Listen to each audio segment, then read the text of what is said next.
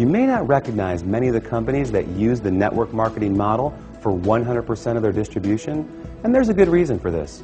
As we just explored, these companies don't use the more traditional sales channel methods. They don't advertise through the conventional avenues like TV, radio, magazines, and billboards.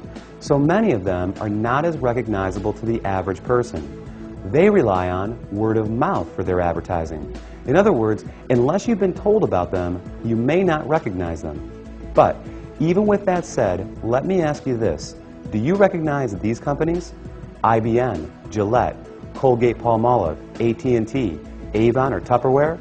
How about General Electric, Citibank, Xerox, Texas Instruments, or Mary Kay Cosmetics? Well, these companies distribute some, or in a few cases, all of their products through network marketing. Billionaire investor Warren Buffett owns several network marketing companies, and many network marketing companies are publicly traded in the stock market as well.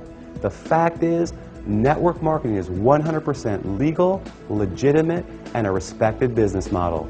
So long as the company is engaged in the sale of real products with real value to the marketplace.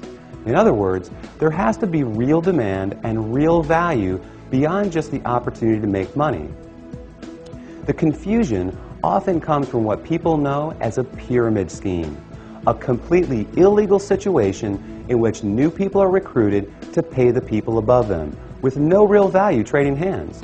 Ultimately, the people at the bottom are left holding the bag with nothing to show for their efforts. As with any opportunity, evaluate the one you are considering carefully. If it's hard to see why someone would want the product other than to make money, stay away.